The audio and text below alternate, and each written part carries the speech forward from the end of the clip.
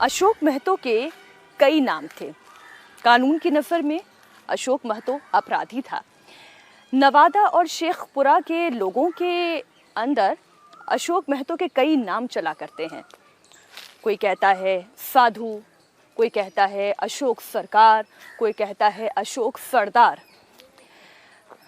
अशोक महतो की जिंदगी के दो पहलू हैं। एक पहलू वो जब अशोक महतो खेत में जुताई का काम करता है, बुआई का काम करता है, जब वो नदी के किनारे बालू का खनन का काम करता है, वो ढुलाई का काम करता है। और दूसरा पहलू वो जब वो अखिलेश सिंह से डरता है तो दूसरा अखिलेश सिंह को चुनौती भी देता है। 1998 से 2006 के बीच नवादा जिले में गैंग वॉर में 200 से ज्यादा लोगों की जान गई। कभी अशोक महतो के आदमी मारे जाते तो कभी अशोक महतो दूसरे गांव में जाकर इसका बदला लेता। बिहार की ज्यादातर खेतीहर जमीन पर भूमिहारों का कब्जा हुआ करता था। वहां पर भूमिहारों का ही कंट्रोल चलता था। पिछड़ी जातियों के पास ज्यादा खेतीहर जमीन नहीं थी, इसलिए अशोक महतो ने इस इलाके में और साथ ही साथ पिछड़ी जाति में अपना दबदबा कायम करने के लिए उनके हक की और उनके न्याय की आवाज को बुलंद करना शुरू किया। जहां कहीं भी विवाद होता, कोई फसाद होता, अशोक महतो सबसे पहले वहां पर पहुंच जाता। इस तरीके से बकरी बरावा इलाके में सबसे पहले उसने अपना दबदबा कायम किया। धीरे धीरे करके अशोक महतो के खिलाफ मुकदमे थाने में दर्ज होते चले गए तो पिछड़ी जातियों की जुबान पर अशोक महतो का नाम चढ़ने लगा और अशोक महतो का दबदबा कायम होने लगा। अशोक महतो का जिक्र उसमें था। अशोक महतो का दबदबा उन दिनों ऐसा हुआ करता था कि भूमिहारों का एक सड़क से निकलना बंद करवा दिया था। नहीं, सब एकदम गलत बात है, अफवाह है। उधर भी एगो चोर था, चोर लड़ता था कि ऐसा करो तो हम लोग जात वोट देते, तोरो जात वोट देते। उकलो नौका नवादा कहानी है, इधर कुछ नहीं चर्चा। और नामों पूछिएगा यार तो कोई बताइबो करेगा कि के है, इलाका कभी देखबो किया है, और घर कहाँ है, कोई आदमी ने चिन्ह जान है, इतना आदमी है पूछे नहीं, कोई चिंता है कोई।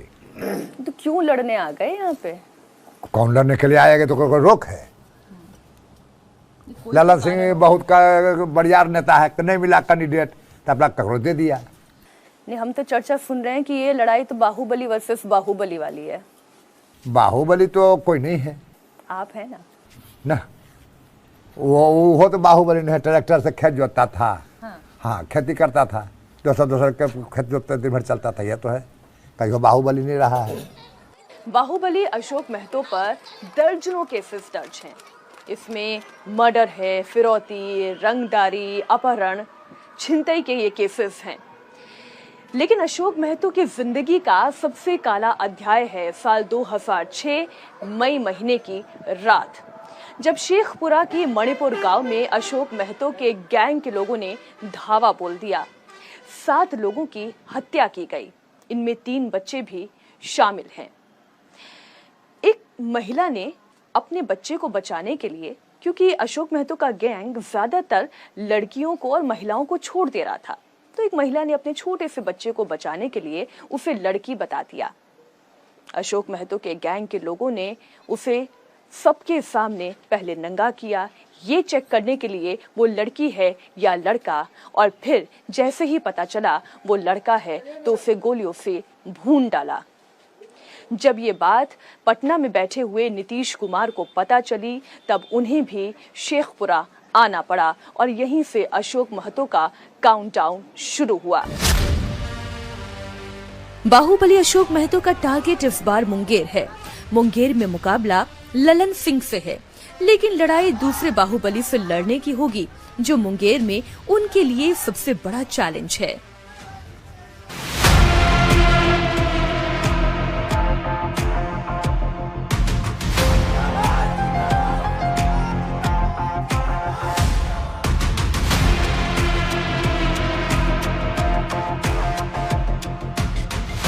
बाहुबली भी ऐसे कि जिन्हें घोड़े पालने का शौक था, बग्घी से चलना पसंद करते थे, सोने का मुकुट पहनते थे, इतना ही नहीं, अपने घर में पलने वाले पालतू जानवर, मवेशियों और कुत्तों को भी गले में सोने की सिकरी पहनाया करते थे। हम बात कर रहे हैं बाहुबली अनंत सिंह की।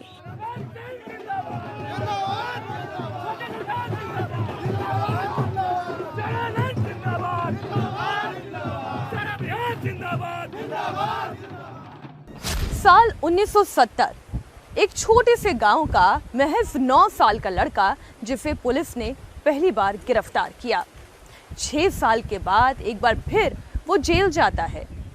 आज बाहुबली अनंत सिंह पर हत्या, अपहरण, आर्म्स एक्ट, विस्फोटक अधिनियम, यहाँ तक कि यूएपीए जैसे मामले भी दर्ज हैं। अनंत सिंह पैरोल पर बाहर आए हैं। बेउड जेल उनका नया पता है, लेकिन आज भी उनका जलवा जलाल उसी तरह से कायम है। जगह जगह लोग उनके स्वागत के लिए खड़े रहते हैं। 4 भाइयों में सबसे छोटे हैं अनंत सिंह, लेकिन लोग उन्हें छोटे सरकार कहकर बुलाते हैं। 90 के दशक में अनंत सिंह की छवि रॉबिन हुड वाली थी। अपने लोगों के लिए हमेशा हाजिर रहना, उनकी मदद के लिए तैयार रहना। लेकिन जितनी बड़ी संख्या अनंत सिंह के चाहने वालों की है, उतनी ही संख्या उनसे डरने वालों की भी है।